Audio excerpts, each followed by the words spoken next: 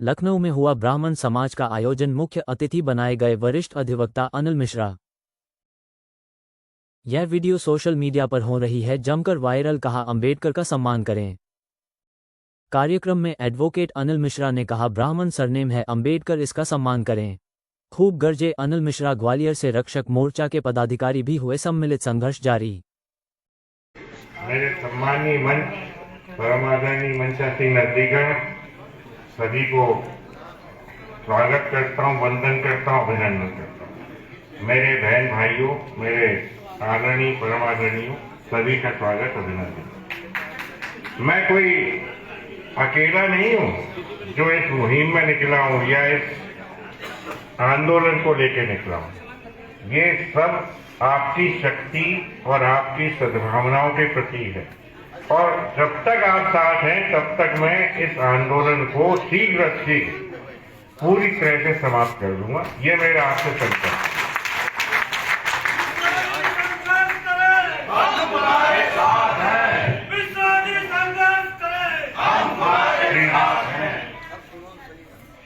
सर्वप्रथम तो आंदोलन की शुरुआत ऐसे हुई कि एक एग्जाम्पल आया मेरे सामने कि एक जो प्रथा चल पड़ी है कि एक मूर्ति बाबा की जबरदस्ती लगा दी जाती है, जहाँ चाहते हैं मन माफिक लगा देते हैं। तो मूर्ति हाईकोर्ट परिसर में स्थापित होना थी। जब पता लगा कि हाईकोर्ट में इस तरह की मूर्ति स्थापित होनी है तो हमें ध्यान आया कि ये तो बेलगाम घोड़ा अश्वमेध यज्ञ का घोड़े की तरह चल रहा है, जहाँ जाता है सफल होकर आगे निकल जाता है। हमने उसे वहीं पे बांध के रख दिया, हमने उसको फिर आगे बढ़ने ही नहीं दिया। अब उल्टी स्थिति स्टार्ट हो गई कि अब जहां लगेगी वहां से गायब होना चाहिए। जो हमारे दिनेश जी ने और अभी सभी लोगों ने एक बोलना स्टार्ट किया, बोला, मैं चाहता हूं कि अब हम साहूकार बने। जो उधार दिया था वापस लेना तो चालू करना सीखें। बिल्कुल, उधार ही तो दिया था। परसों एक सज्जन का फोन आया महाराष्ट्र से, वो हमसे बोले कि आप क्या बोलते हैं, क्या बकवास करते हैं। दो चार गाली दी उनने महाराज की। मैंने कहा क्या करते हैं बताए। बोले आप बाबा। मैंने की कौन बाबा, मैं तो जानता ही नहीं हूँ किसी बाबा को। नहीं, वो बाबा जिसने संविधान। मैंने कहा यार संविधान तो सर वी.एन. राव ने ड्राफ्ट किया, उन्हीं का संविधान। तो मैंने कहा किसकी बात कर रहे हो, सचपाल की बात कर रहे हो क्या। तो बोले हाँ वो सचपाल है बाबा साहब। तो मैंने कहा फिर अम्बेडकर क्यों बोलते हो, ये उधार कब तक चलाओगे। तो वो बोले कि अम्बेडकर उनके गुरु थे। मैंने कहा ब्राह्मण थे ना। क्या बात है। तो यार ब्राह्मणों का सम्मान करना सीखो, शर्म करो।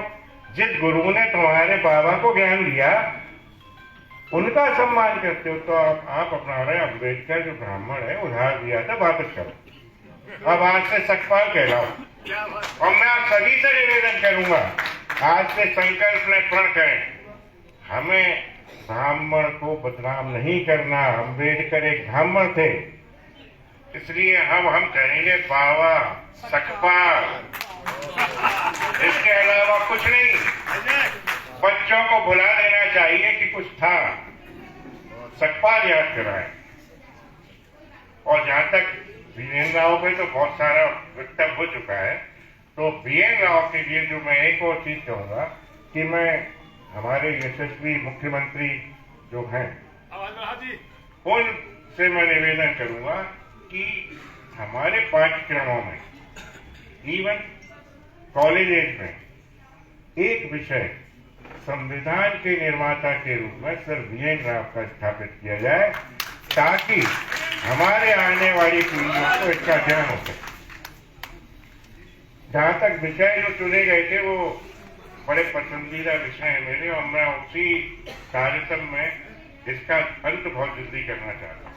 और अभी प्रश्न ऐसा उठा था वक्ताओं के बीच कि खत्म हो सकता है या नहीं हो सकता, हम विजयी हो सकते हैं या नहीं हो सकते।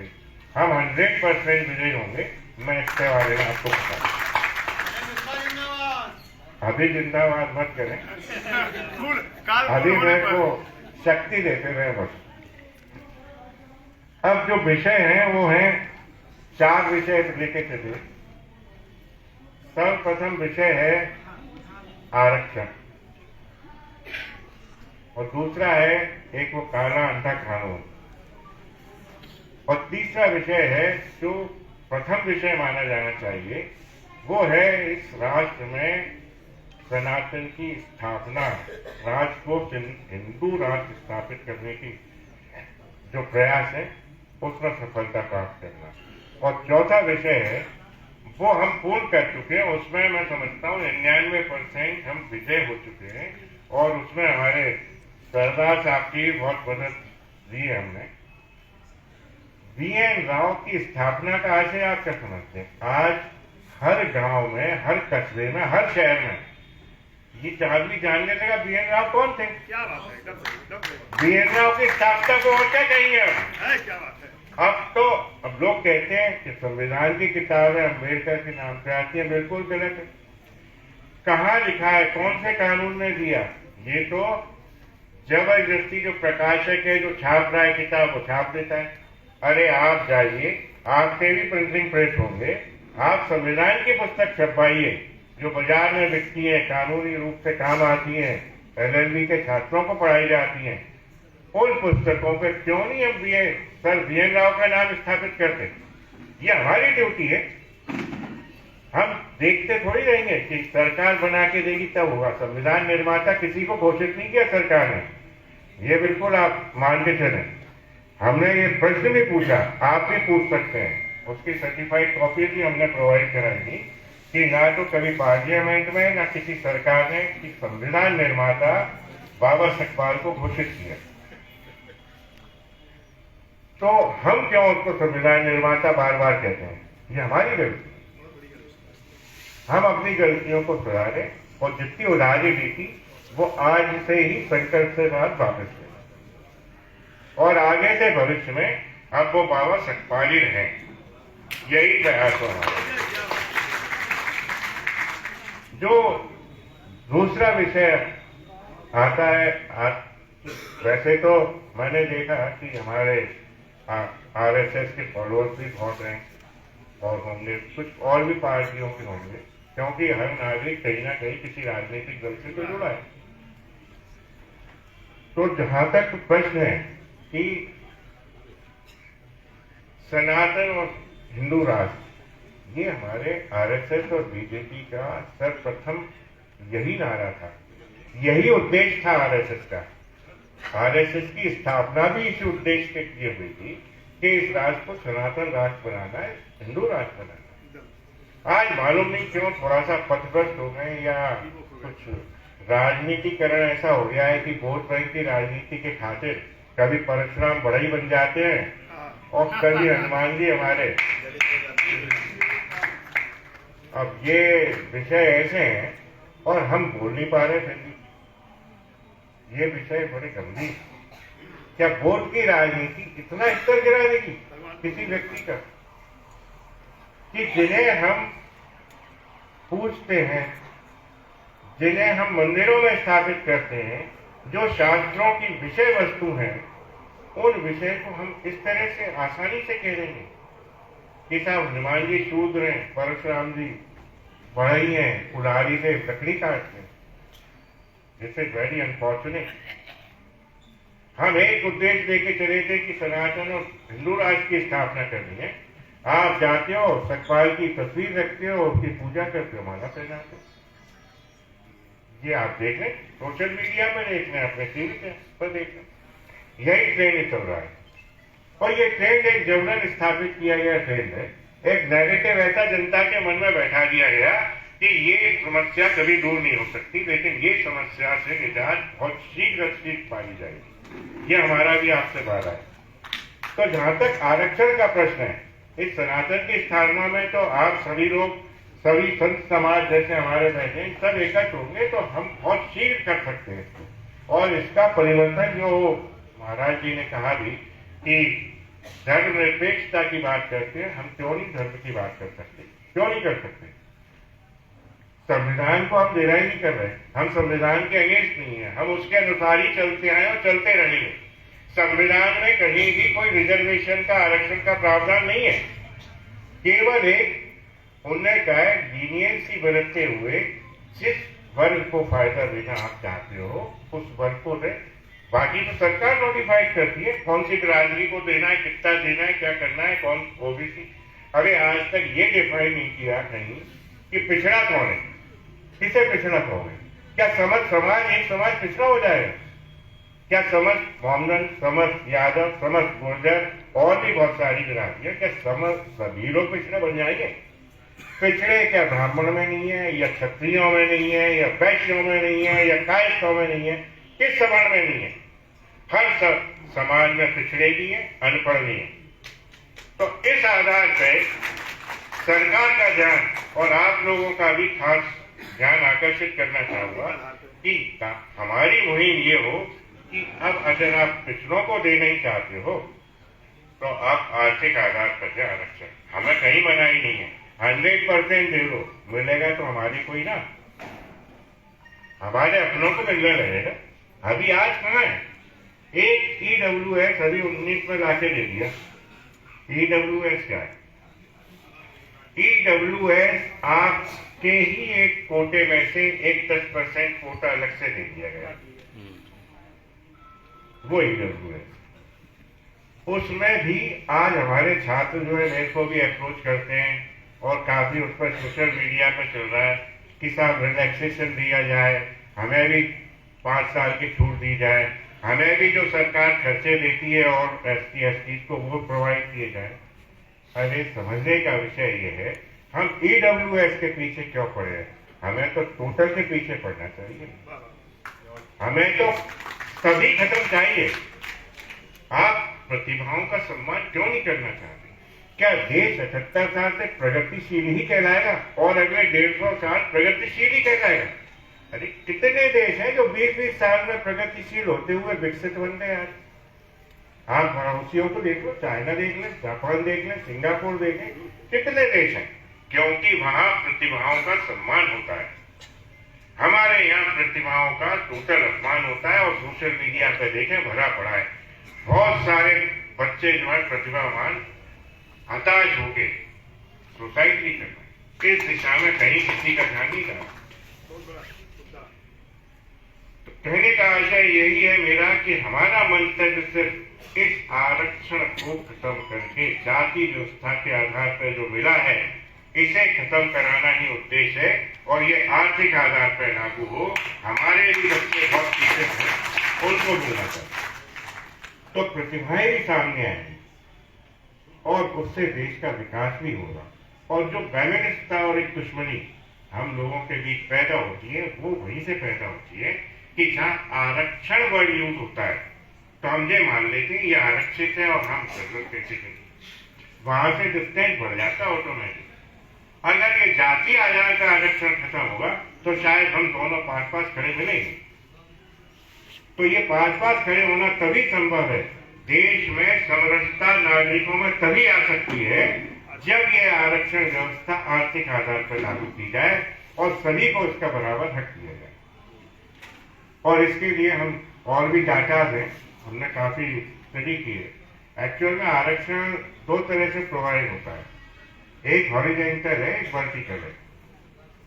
तो जो वर्टिकल आरक्षण है उसमें वो जात बिरादरी वाली बात, और जो EWS का आरक्षण दिया, महिलाओं को दिया, कुछ हैंडीकैप को दिया, वो हॉरिजॉन्टल आरक्षण है जो जनरल कोटे में से ही प्रोवाइड किया जाता है।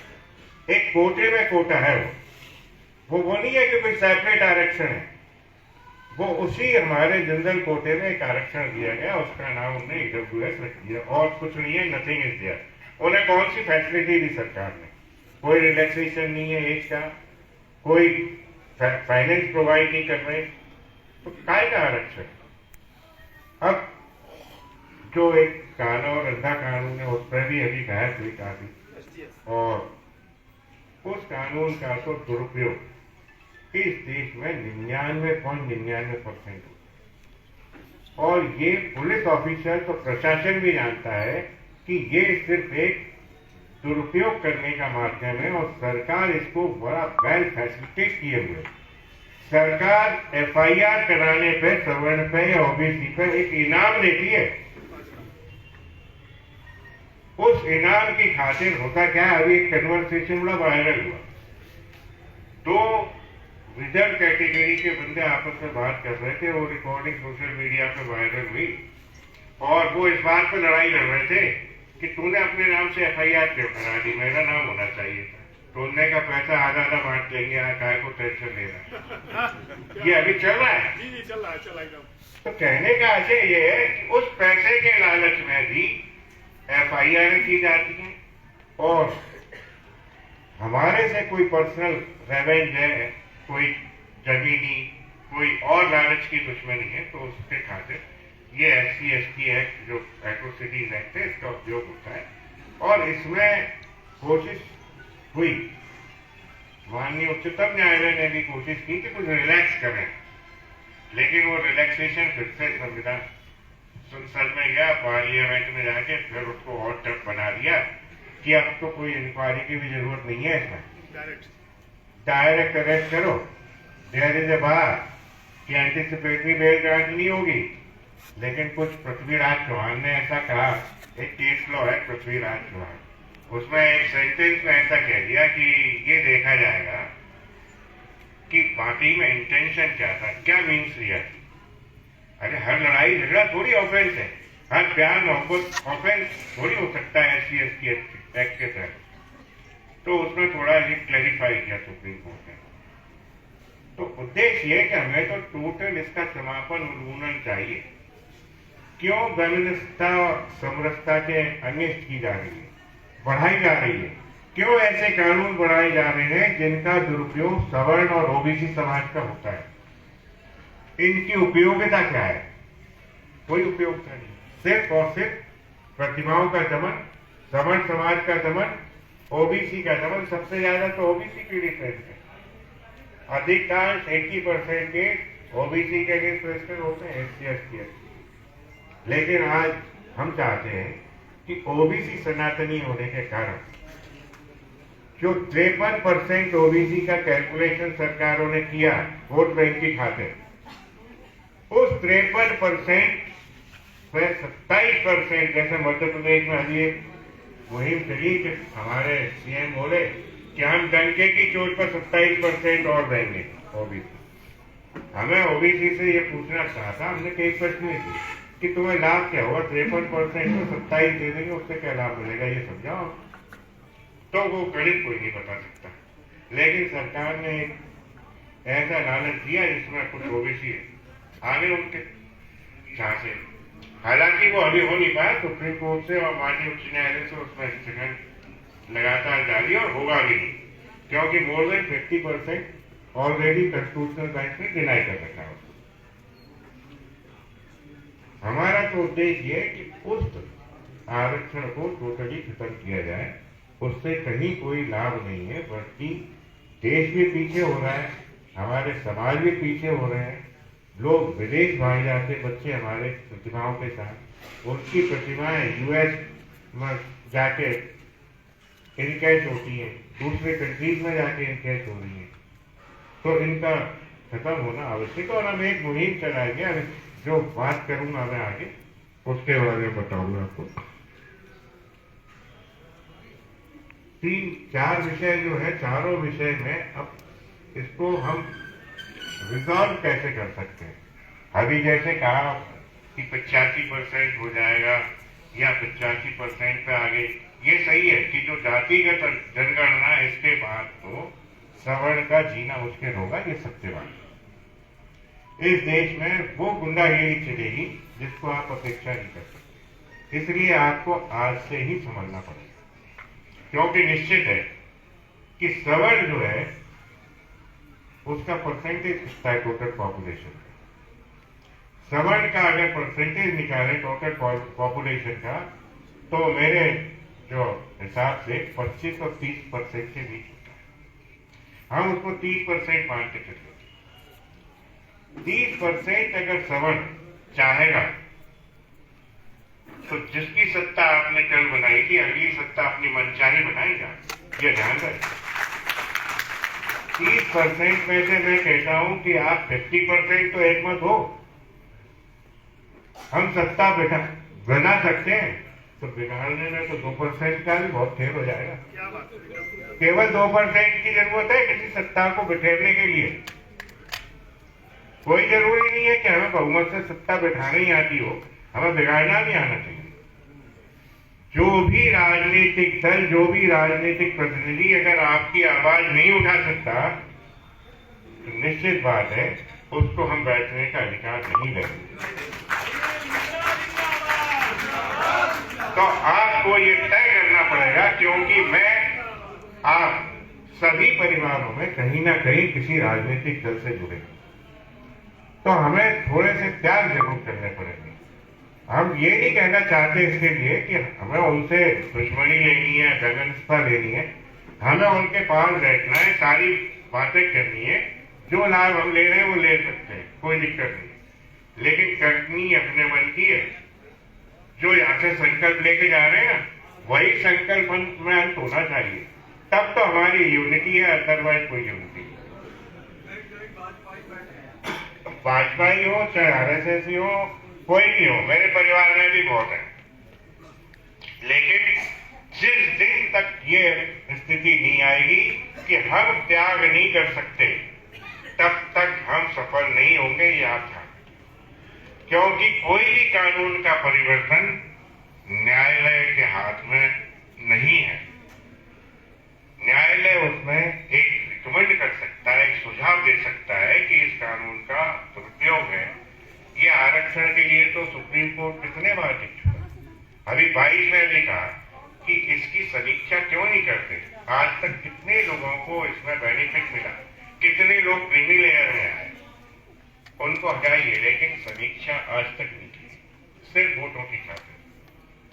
आप सोचिए कि जब फर्स्ट सेंसस हुआ, जनगणना हुई, उस जनगणना के समय 51 में 36 करोड़ के आसपास जनसंख्या थी भारत की, और रिजर्वेशन लगभग था उस समय 12.5 और 14.5%।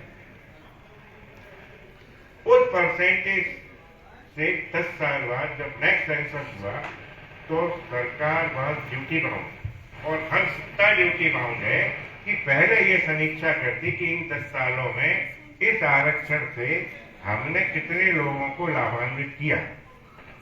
लेकिन वो समीक्षा आज 78 साल के बाद भी कभी नहीं हुई, और न भविष्य में होगी, जब तक हम ये दबाव न बना सकें, जब तक हम सत्ताओं को बदलने की ताकत न ला सके, जब तक जो प्रतिनिधि मेरा भाई है वो हर बार बीच के सांसद बनता है, शायद मेरे भी प्रयास उसमें होते हैं, लेकिन मैं जब तक उसको दोबारा घर पर न बिठा दूं कि अब तू सांसद लायक नहीं बचा, तब तक हम सफल नहीं होंगे, ये ध्यान रखें। हमें अपने भाई हो, चाहे परिवार के हो, चाहे रिश्तेदार हो, चाहे नातेदार हो, दोस्त हो, समाज के हो, हमें सबके साथ यही न्याय करना पड़ेगा, तभी हमारी जीत होगी, ऐसा नहीं। जब वो एक बार घर बैठेगा तो शायद फिर हमारे साथ चलना सीख लेगा। और हमें बहुत कम समय है अगले चुनाव में, और ये जो रण है, ये आंदोलन है, ये मुहिम है आप लोगों की, इस मुहिम को अगले चुनाव से पहले आपको जीतना है, ये संकल्प जरूर लेके चलो। अन्यथा जनगणना के बाद जो स्थितियां बनेंगी वो आप फेस नहीं कर पाएंगे, मैं भी नहीं कर, वो इतनी खतरनाक होंगी। क्योंकि आज तो सिर्फ विगत जनगणना के, जातिगत जनगणना के आधार पर चिल्लाते हैं, गाली दे रहे हैं कि हम 85% हैं, आप 12% हो, आप 15% हो, रो जाता है सोशल मीडिया। कल क्या होगा ये आप सोच के देखिए। 2%, 3% यहाँ तक निकाल के बैठे हुए हैं, 3% ब्राह्मण है, 2.5% क्षत्रिय है, इस तरह की गणनाएं रोज चलती है सोशल मीडिया पर। तो ये स्थितियां तभी खत्म कर पाएंगे हम। वैसे तो ये जातिगत जनगणना के खिलाफ प्रधानमंत्री जी स्वयं थे पहले, लेकिन कुछ वोट की और सत्ता की राजनीति ऐसी है, उनका ये उन्होंने दोबारा एक स्थापित कर दिया कि जातिगत जनगणना होनी चाहिए। मैं तो इसके अगेंस्ट में हूँ और आप लोगों को भी इसके अगेंस्ट होना चाहिए। ये आवाज जरूर उठनी चाहिए कि जातिगत जनगणना देश में वैमनस्यता बढ़ाएगी, दुश्मनी बढ़ाएगी, समरसता स्थापित नहीं होगी। देश प्रगति की ओर जो जा रहा है, प्रगतिशील बनने को है, वो प्रगतिशील नहीं बन पाए। तो इस दिशा में इसको भी रोकना और आवाज उठाना बहुत आवश्यक है। आवाज हमें सोशल मीडिया पे बहुत चल रहा है और हम लोग आपस में अच्छी बातचीत भी कर लेते हैं, इस तरह के कार्यक्रम भी कर लेते हैं, लेकिन हमें अब निकलने की भी आवश्यकता है, ताकतवर की भी आवश्यकता है। केवल हमारे जो समीक्षाएं हैं सोशल मीडिया पे या हमारे जो भाषण है और जो व्याख्याएं करते हैं उनसे काम नहीं चल पाए। हमें अब इसको निकल के ही फेस करना पड़ेगा, हमें लड़ना भी पड़ेगा। हम शास्त्रों से बहुत ज्ञान प्राप्त कर चुके हैं, शास्त्रों में शस्त्रों के ज्ञान भी है, हमें शस्त्र उठाना भी सीखना पड़ेगा। यहाँ पे अभिभाषक लोग बैठे हुए हैं, मैं उनके से पूछना चाहता हूँ कि देखते रहते हैं, जाते हैं इकट्ठे होके पड़ोसी के खिलाफ थाने पे एक रिपोर्ट कर दी, इकट्ठे होते हैं तो रिपोर्ट 100% पुलिस की मजबूरी में लिखती दबा। हम आराम से देखते हैं कि बहुत अच्छा हुआ, निपटा दिया जाने को, बहुत निकल रहा था। सही बात, बिल्कुल सही बात कर रहे हैं। हमारे यहाँ ये 100% होता है, बहुत सारा चलता है, गाड़ी लेके निकलता है ना, आज से बढ़िया चल। अरे भाई निपटा किसे दिया? अरे हमारे अपने को ही तो निपटाया और आपके कारण निपटा। हमारे यहाँ हमने एक ट्रेंड चालू किया है, आसपास अभी बहुत चालू हो गया कि अगर वो सो जाते हैं तो हम कहते हैं 200 जाके खड़े हो जाओ खाने पे, और अगर एक पिट रहा है तो 100 जने मारो, देखते हैं कौन पे SC ST एक्ट लगता है। बताए आज तक कौन पे लगेगा वकील साहब, अगर 100 लोग मारे। क्या बात है, बहुत सुंदर। अरे निकलते ही नहीं है, मजे देखते हैं हम लोग तो कि बहुत अच्छा हुआ, ये निपटा, अब जेल जाएगा, जाने की नौकरी बढ़ जाएगी, बच्चों को हम चिढ़ाएंगे कि नहीं निपटा दिया, जाकर अपने देखो। ये स्थिति है हमारी। तो ये दयनीय स्थिति से हमें बाहर आना पड़ेगा। हमारे यहाँ अगर 100 पहुंचने हो तो हमारे यहाँ के लोग 200 पहुंचने लगे, सिर्फ हमारे कहने के बाद। और ये सफलता हासिल की कि अपना तो रिपोर्ट होती है कोई SC ST एक्ट की, और अगर जहां तक लड़ाई दंगे का सवाल आता है तो हमारे तो 50 ही बारी है 500 पे। क्या बात है, 50 बारी है 500 पे, हम 50 निकलते कहाँ हैं? हम तो 5 भी इकट्ठे नहीं हो पाते। हम तो सिर्फ ये देखते रहते हैं कि चलो ठीक है, जो हो रहा है चलने दो। अरे चलने दो, ठीक है, आज तो काट दोगे, मैं भी काट दूंगा, आगे आने वालों का क्या है? पीढ़ियां रोएंगी, आज भी रो रही हैं और कल को बहुत भर भर आंसू रोएंगी, ये ध्यान रखना। अब आपको निकलना ही पड़ेगा। और पड़ोसी पे अगर मैं कहता हूँ आपके मोहल्ले आपकी कॉलोनी में अगर ऐसा कृत्य होता है तो इतनी यूनिटी होनी चाहिए कि आप इकट्ठे लोग होके उस थाने पर जाए, कहे कि ये FIR फर्जी है। देखते हैं कैसे वो FIR दर्ज हो जाती है। वहां तो उल्टा सिस्टम है, हमसे बहुत सारे पुलिस ऑफिसर्स बोले, हमने पूछा ये आप FIR दर्ज कर देते हो? कहने लगे साहब क्या करें, थाने पर इतने लोग होते हैं, उनकी औरतें बच्चे तक पहुंचाते हैं, वहीं पे आंदोलन चालू हो जाता है, वहीं उनके खाने पीने चलते हैं, FIR हो जाती है, तोड़ के घर चले जाते। तो अब हमारे लोग जाते हैं, उसी हिसाब से वो बेचारे सामने खड़े हो जाते हैं कि एक काउंटर FIR हमारी करने लगे। और आजकल मारने भी लगे हमारे लोग, इससे आगे बढ़ गए। और यही चीज अगर सब जगह आ गई तो ये SC ST एक्ट का तो बहुत जल्दी कर देंगे। थोड़ा अपने अंदर करेज लाए हम लोग, एक दूसरे की मदद करने का प्रयास करें। ये काला कानून कैसे चलेगा? इकट्ठे लोगों पर थोड़ी SC ST एक्ट लगेगा। SC ST एक्ट लगाने के लिए बेचारे वो मजबूर होते हैं, उनके यहाँ नौकरियों की दिक्कत आ जाती है उन पर। तो हम जब इकट्ठे हो जाएंगे तो वो भी सेव होंगे, वो हमें प्रोटेक्ट करने लगेंगे, 22 वर्षा की आज उन्हें प्रोटेक्ट कर रहे हैं। हमें जाना पड़ेगा। तो मैं आग्रह यही करूंगा सभी से कि जहां तक हो सके सर्वप्रथम तो संकल्पित हूँ, यूनिटी में रहें, डरे नहीं। अब मैंने बहुत कुछ बोल दिया, तो मेरे खिलाफ भी बहुत सारी FIR चल रही है। मैं आजकल भगोड़ा हूँ, एब्सकॉन कर रहा हूँ, फरार चल रहा हूँ। अब मालूम नहीं कहा किस मुकाम पर अरेस्ट करे हो, तो कोई प्रॉब्लम नहीं है, और हो जाए 100-200 FIR, लेकिन अब ये जो मुहिम चली है ये रुकेगी नहीं। अब ये तभी रुकेगी जब ये मुकाम हासिल कर लेगी। अब हमारा घोड़ा है अजमेर के का, इसको पकड़ने वाला कोई माई का लाल नहीं है इस हिंदुस्तान में। ये मैं यहाँ से आपके सामने वचनबद्ध होकर कहता हूँ, और आप लोग सहयोग करोगे तो ये हमारी विजय बहुत शीघ्र होगी। अनिल मिश्रा जिंदाबाद। कोई जिंदाबाद जिंदाबाद। मैं एक और निवेदन करूंगा कि आगे की श्रृंखलाएं जब भी हो, उनमें ये स्वागत सत्कार के कार्यक्रम बिल्कुल नहीं रखें। मैं इसके टोटल खिलाफ हूं। Don't waste the valuable time. हम लोग आपस में एक दूसरे में मिले, आगे बढ़े, यही मेरा उद्देश्य है। मुझे इससे कोई बहुत ज्यादा अच्छा नहीं है कि स्वागत सत्कार में बहुत पहले जब हाईकोर्ट बार में मेरे यहाँ 8,000 स्ट्रेंथ है एडवोकेट की, वहाँ अध्यक्ष रहा, मैंने बहुत कराए थे, लेकिन अब मुझे अपेक्षा नहीं है और न मैं चाहता ही।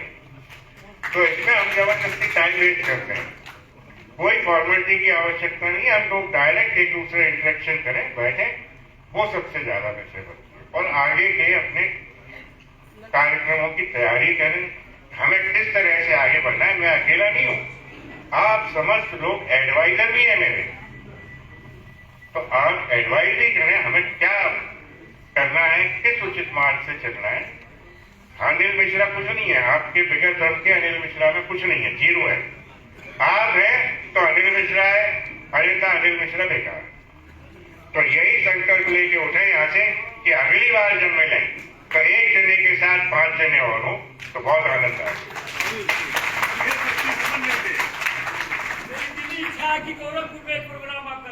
आप जहाँ कहेंगे पाकिस्तान भी कर लेंगे, आप चिंता मत।